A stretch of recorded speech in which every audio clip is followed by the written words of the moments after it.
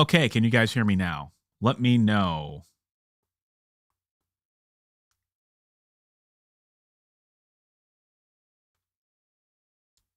Okay. Can you guys hear me now? I had some tech issues. I didn't realize that was going on. So sorry about that. Okay. Let's see here. You let me know if you can hear me now. Okay. All right. So guys, I was giving away all the secrets of the world. So sorry about that. Okay. I just got back from vacation. That's why I'm not doing everything great. So okay, so the highlights. Welcome everybody who has been here so far. You saw the names on the screen. So sorry about that. A lot of conversations about biscuits and gravy. Conversations about people being stuck in their novels. Luana in particular, I was giving you some advice on just writing a little bit every day and not being so worried about the you know feeling rusty, that sort of thing. So we'll be as consistent, just be as consistent as you can. I think that's the case. So thank you guys for keeping me honest. Man, it's been one of those weeks. It really has. So okay, so Hawkins is here. Hello, Hawkins. Everybody else that I said hello before, hello. And Dean, I was mentioning to you that I love your avatar. Uh, I love the Sonic and Michael Jackson thing. I think you've been here before, and I mentioned that it's a well known open secret that Michael Jackson was responsible for a fair amount of the songs on Sonic 3, or at least composing them anyway.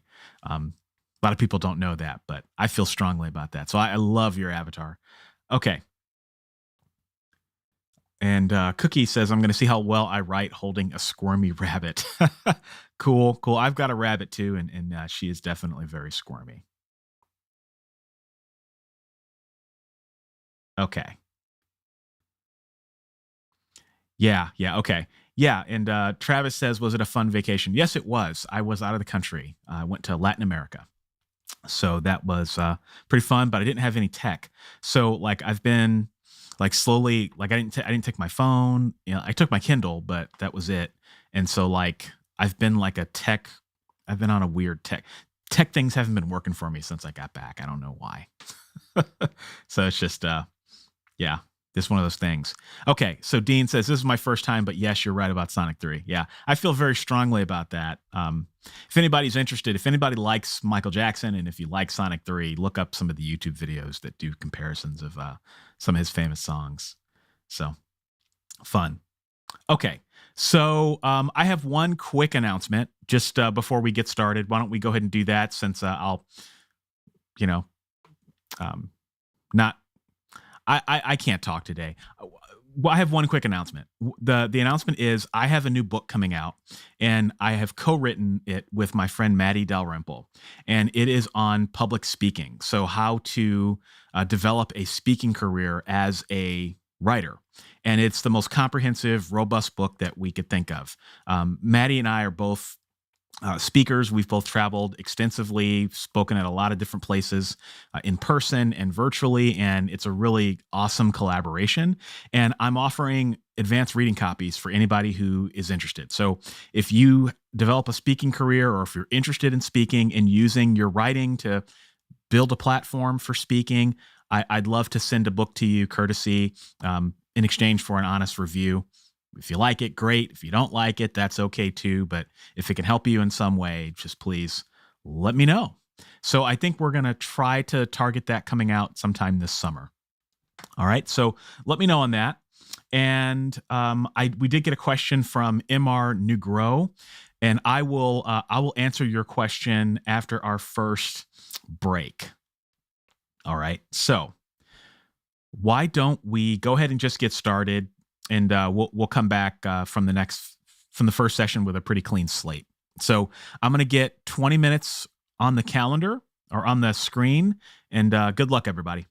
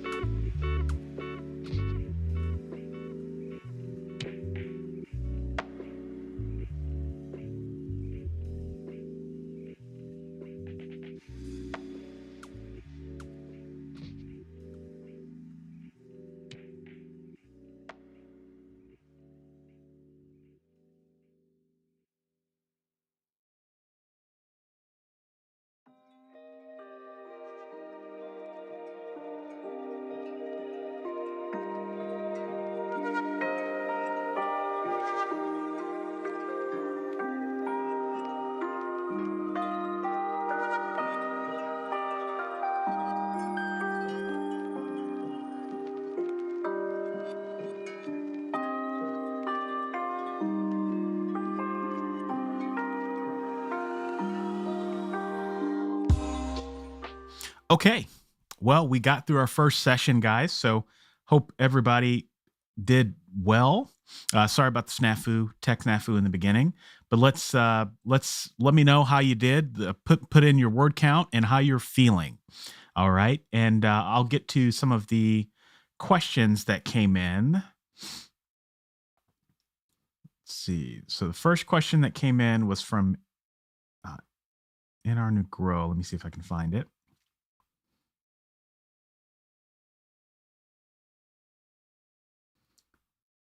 Okay.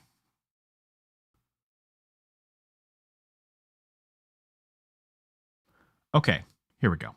Okay, what is the remedy for being stuck in your writing?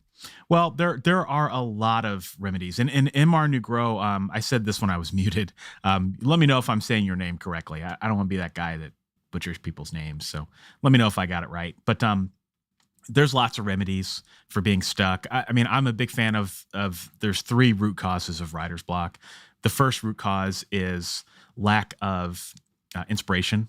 So if you're not reading regularly, exposing yourself to new types of media, pick up a book, read, go see a movie, do something you haven't done. Like do something that's outside of your regular pattern, and that hopefully will inspire you. And do it regularly. And once you're back to writing, do it regularly anyway. And what that does is it fills your creative well so that you've always got something to draw from. That's the first root cause. The second root cause is fear. And fear is, we could talk a lot about fear, but the big thing about fear is that you have to recognize that it exists. And you recognize that, when you're staring at that blinking cursor, no matter what you do, saber-toothed tiger's not going to jump through the wall and, eat you.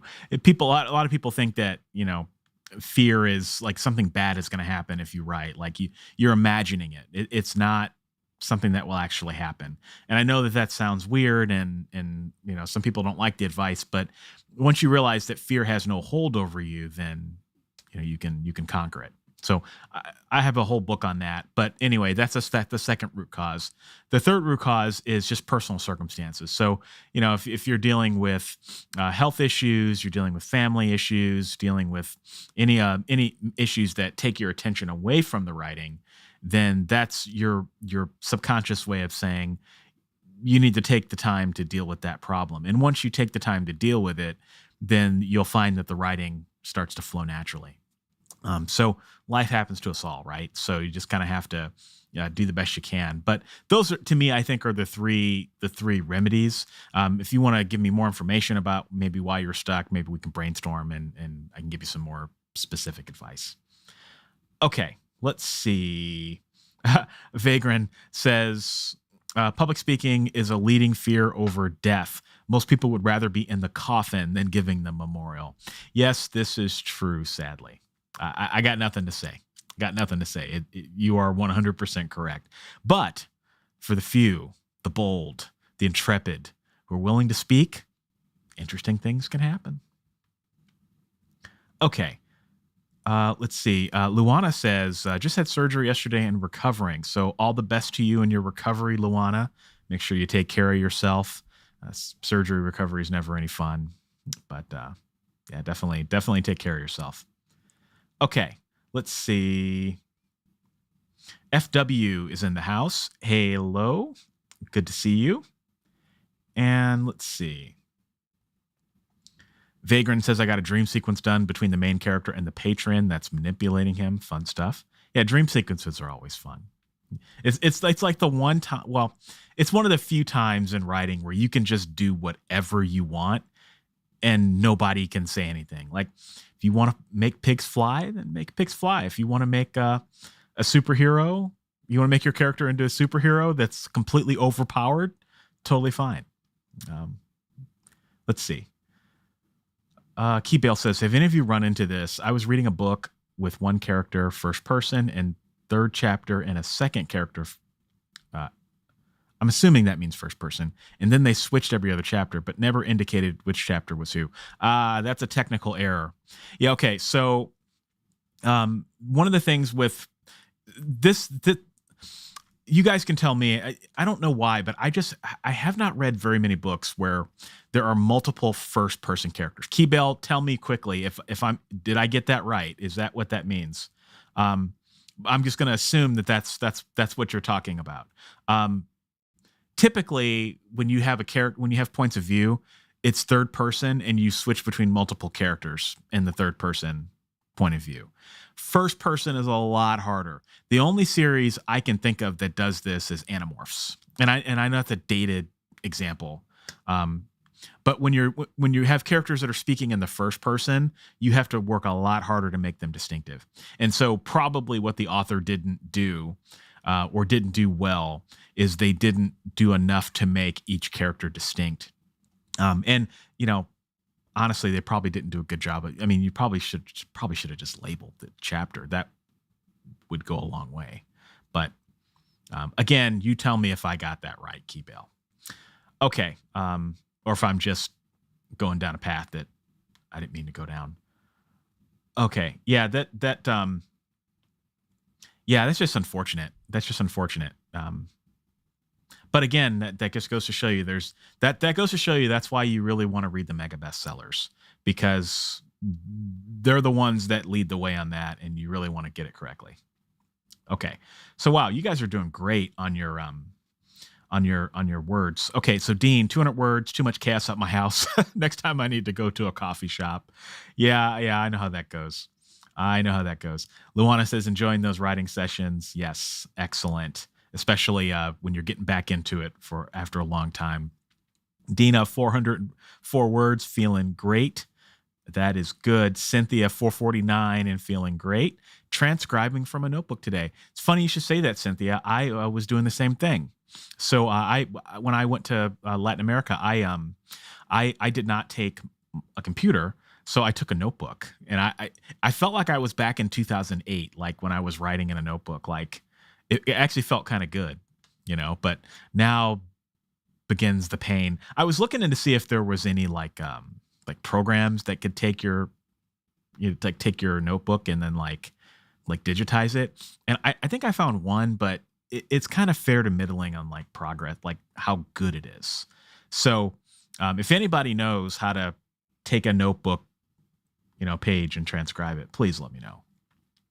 Because I wrote a short story when I was down there, and I was okay. I was okay with it, and it wasn't great, wasn't bad, but now I got to transcribe like 25 pages.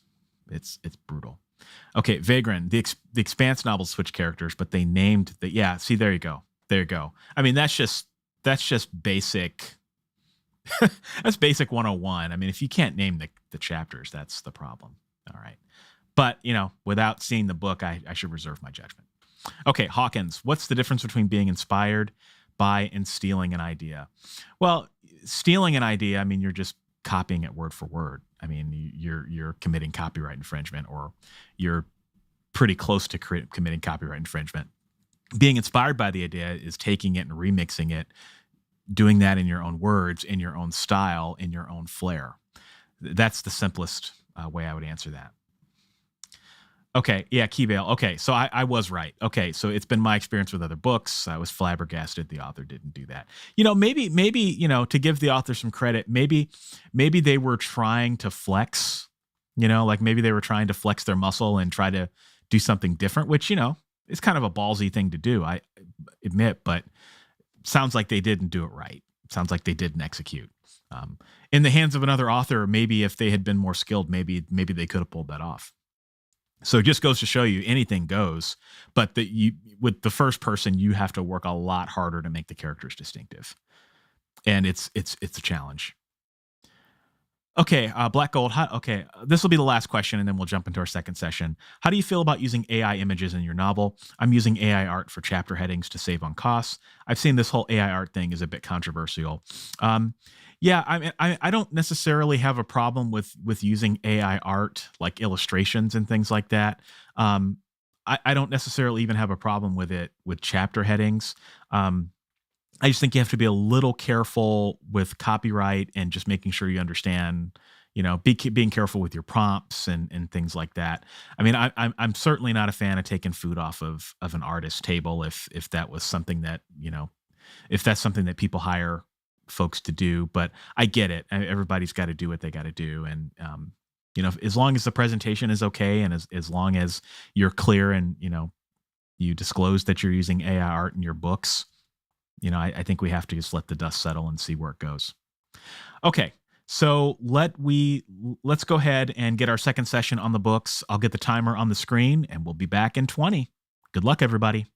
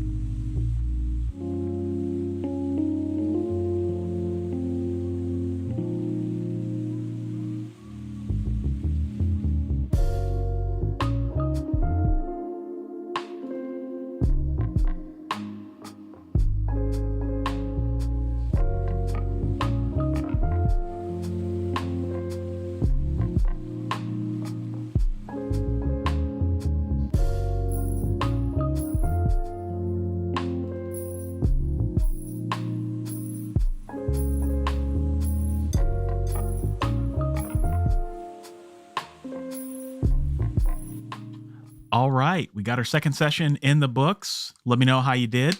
What was your word count? How are you feeling? And we got a lot of comments that came in, so let's jump to those before we get into our third session here. Let's see. Matthew Creek, why did you change your name? I did not change my name. I just use a pen name. So, I mean, I have an insurance career, so I just prefer to keep those things separate. Let's see. And Luana asks, what is stream of consciousness in writing? Well, I think somebody else answered it in the comments, but it's basically you just write whatever's on your brain. You know, you write whatever's on your mind, and whatever comes out is what ends up on the page, and then you don't revise it as much. And I guess the thought is that if you're in flow, you know, things can work out. I think Virginia Woolf was one of the ones that did stream of consciousness writing. I've never been a huge fan of Virginia Woolf or any like stream of consciousness stuff. I think that there's a way to I don't know. I guess I'm more of a traditionalist in terms of how I approach fiction personally, but if that's your thing, go for it. Let's see. F.W. Thompson. I've started to create a new language. Was wondering how much I should write and how much I should remind the reader. I think I got that right. Okay. That's tough. A new language. That's tough. You almost have to remind the reader a lot, unless you're writing in a genre like epic fantasy where readers are far more interested in doing the legwork and the mental gymnastics. If you're not writing epic fantasy, you're going to have to remind the hell out of the reader about the different words and things like that. If you're writing epic fantasy, maybe you've got a little bit more latitude. Let me know. You can give me some more details. Okay. Let's see. Okay, in regard to transcribing, there were a couple comments that came up around that, around notebooks. I'm part of a local writing group, and one of the guys there has handwritten 4 books. He just transcribes and edits when he shows up. Yeah, and then Gussie asks, couldn't you just dictate to transcribe?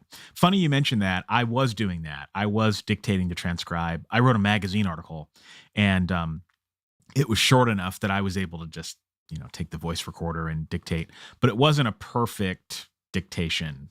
Like, it wasn't perfect transcription, and the OCR is not really perfect either. So I'm still trying to figure out like what the best way to do it is. A short story, it's like 25 pages, front and back. That's a lot. That's a lot to dictate. So I don't know. I would almost rather get the benefit of OCR. That way I don't have to sit in front of a computer and do it. But I don't know. I'm still trying to figure it out. But I actually kind of liked it. Like I hadn't handwritten anything in a long time, and it was kind of enjoyable. Lou says Rocketbook does it, but you need to use one of their notebooks. Yeah, I have a Rocketbook, and it's funny. I don't know why I didn't think to take it. So yeah, that's a good point. Okay, let's see. Okay, Travis asks, I enjoy speaking to large crowds. I get anxious making small talk with people I do not know well. Does your book have a chapter on navigating small talk with people that come up to you after speaking? No, Travis, but I think there's a secret, and that is that when you're on stage, you're the expert, and people are there to learn about whatever topic you're talking about. And when people come up to you after your talk, it's 99% of the time, almost always about what you just spoke about. So that kind of takes the anxiety out of the small talk because they're engaging you on something that you're already passionate about. And so that can break the ice into getting more comfortable and having more comfortable conversations. That's what I have found. And, it's kind of a trick, as an introvert, people kind of come to you. You don't have to worry about coming to them, and they're coming to you with stuff that you're already passionate about. So that's been my experience. Very rarely has anybody come off, I've gotten off the stage and somebody just asked me something completely random. So all good. Okay. Dean says, I recently read Watchers by Dean Koontz, and I'm fairly certain Jurassic Park was inspired by it. Funny, since Jurassic Park is wildly successful. I mean, Watchers is wildly successful. I mean, that is the book Yeah, I mean, that is the book that people think about when they think about Dean Koontz. I mean, um, I can see how there would be some uh, some inspiration. When I read Watchers, I didn't I wasn't thinking about Jurassic Park. I can see what you're saying though in terms of the villain and some of the fast paced thriller stuff. I can see it. But Watchers, I think is more suspense. But yeah, I mean, I think there's definitely people definitely inspire each other. Okay, let's see.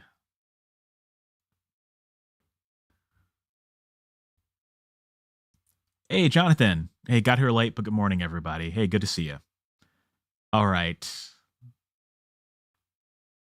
Sorry, my computer's just really touchy today. Let's see. Okay, Dina. The reality is that AI is here to stay, and some people wouldn't have paid for the service that others say they are taking away from. You can't take away if you could have never afforded to hire. Yeah, you're right. You're absolutely right. And that is a nuance of the conversation that I don't hear a whole lot. Especially with audiobooks. There are some books that just would never have been made into audio to begin with, right? And so AI audio creates a pathway for those books to be in. So, Dean, I saw a lot of your comments. It looks like you're definitely all in to AI, which is pretty cool. I've lost people from this community over my stances on AI, and it's just kind of unfortunate. Um, I think we have to live in reality. I think we have to just accept that technology changes, and the nature of our profession changes, and we just have to adjust. Okay, let's see. Vagrant AI text to speech bots are irritating to listen to. They'll need to improve for most customers to jump on board. Yeah, I agree. I think that if anything, Chat GPT has shown the way in terms of what a good AI voice probably should sound like, and I think it's just a matter of time before they catch up. Okay, I see lots of AI art conversations. Let's see. Okay, just give me a sec, guys. There's so many comments. I just have to just make sure I'm not missing any. Okay, I'm going to answer one more, and then I do see some folks with more questions. I promise I'll get to all your questions, guys. But first question is, what are your thoughts on the protagonist as the accomplished Superman, like James Bond, versus the everyman rising to the occasion, like Frodo Baggins? I think they're two sides of the same coin. I think, let me put this another way. Is your is let me rephrase your question. Should the protagonist be at the top of their field, like the best at what they do, or should they be learning how to be a hero? Would be how I would rephrase it. And I think there's a time and a place for both, right? There's not there's I don't recommend you do one or the other. I think there are best practices if you do one or the other. So if your character is the best at what they do, there's lots of different characters out there like that. James Bond, Harry Dresden, you name it, right? If they're the best at what they do, then you have to offer a window into what they do, and they can't be overpowered. At a minimum, I think that's probably what you have to think about. And if the character is coming along for the ride, like Harry Potter, Harry is just learning to be a wizard, right? And Frodo has no idea what's going on with the ring or what's going on in the world outside of the Shire, then you've got to put the reader in their eyes and help the reader see the world and experience it alongside the character. In some ways, Frodo is a little bit easier to write than James Bond. And the reason for that is because with Frodo's seeing everything for the first time. It's, he's seeing the wonder, he's seeing the terror, right? But James Bond has seen all this before. So you kind of have to be kind of creative in how you bring the reader along with James Bond than you do with Frodo, would be what I would say. But I've written both, and I enjoy both. I just think there's a time and a place, and you just have to follow the best practices for each. And the way to follow the best practices is to see what the mega bestsellers do and see how they lead the way. Okay. Let's go ahead and jump into our third session, and then you guys know I'll stay on and answer all your questions you got. But let's get the third session on the books, and let's do it now.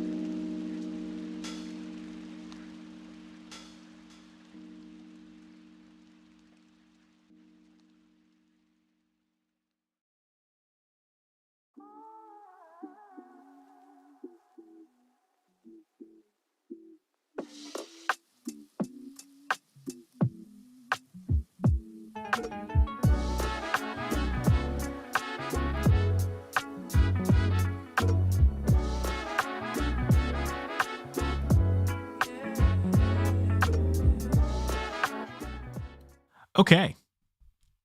Well, we are at the bottom of another power hour, so let's see what questions have come in. Let me know how you did, and what are your goals for the weekend? Okay, FW says I write hard sci-fi. Yeah, I forgot about hard sci-fi. That's another area where you could have um, languages and things. I think my advice still stands. I think that hard sci-fi readers probably would be a little bit more tolerant and willing to do some of the mental work with the language, but I still would probably err on the side of reminding them a lot. And I would still err on the side of looking at what other successful authors have done to integrate new languages into their books. This is not an area where you want to go too far off script. I would really focus on doing, what other authors have done, flexing here and there, but just the reason I say being careful is because this is an area where your book can just go off the rails, and you just want to really try to avoid that as much as possible. Okay, because readers have some pretty strong opinions about languages and things like that. Okay, Hawkins says, do you plot out an entire series like J.K. Rowling did, or do you just make it up as you go, like Stephen King did? Um, yeah, I just make it up as I go. I've plotted books and I've pantsed books, and I like pantsing, writing into the dark, discovery writing, whatever you want to call it. I like that better just because it keeps me entertained. Dean Wesley Smith says all the time that if you don't know what's going to happen in your book, then, the reader's not going to know. And I really believe that. And I found that to be true, anecdotally from hearing from readers who've read my books over and over again. So that's my stand on it. If you want to learn more, I've got a book. It's called The Pocket Guide to Pantsing. You can check it out. I've even got the audiobook on YouTube for free if you want to check that out too. authorlevelup.com/pantsing. Okay, let's see. Who is next? Okay, Vagran, do you know any platforms where you could release a book on a pay what you want model? I don't off the top of my head, Vagrant. I've seen it a couple of times, and I think I've seen it through Shopify. I don't remember any other place that allows you to do that. I know that they're out there, but it's not mainstream at this point. So yeah, that's a tough business model.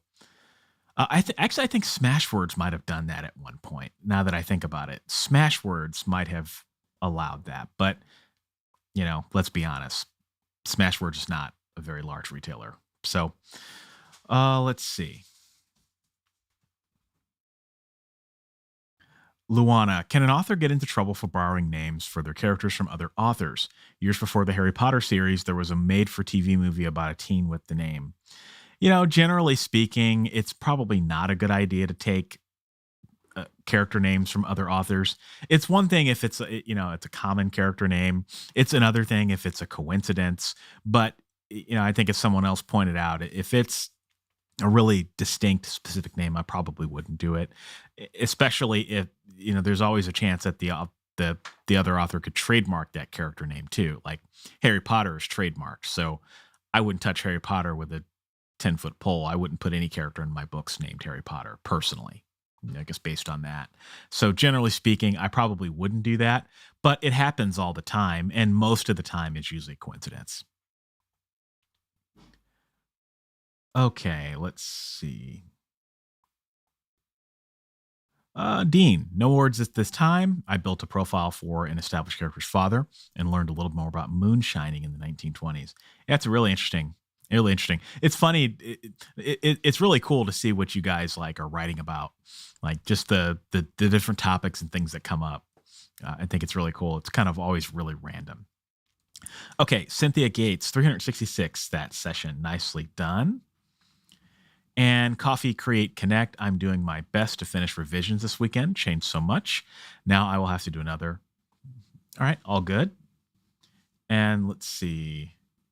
Luana says, I love sci-fi and hard fantasy. I know they call it high fantasy. Yeah, that's interesting. Hard fantasy. I've never heard that term before. You're not wrong, though. Hard fantasy. Yeah, would be high fantasy. Yeah. Yeah, that's really interesting. Okay, Lou, I wrote 167 words this session. And Coffee Create Connect, I've heard a lot of readers hate or skip prologues. Well, that's typically because here's the thing about prologues.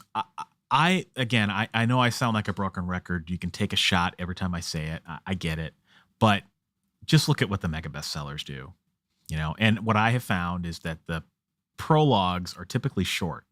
The reason a lot of authors or a lot of readers skip prologues is because they can be long and they don't understand how it connects with the main narrative.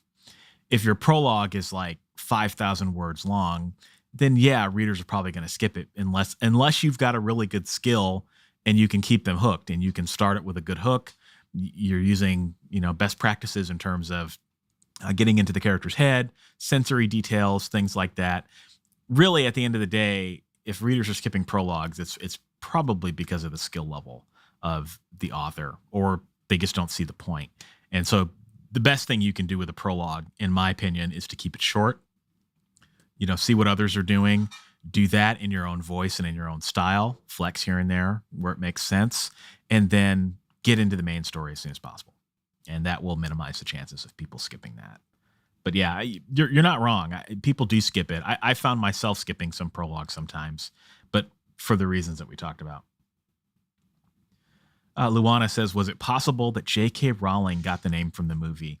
I don't know. Maybe, maybe not. Yeah, it's hard to speculate, honestly.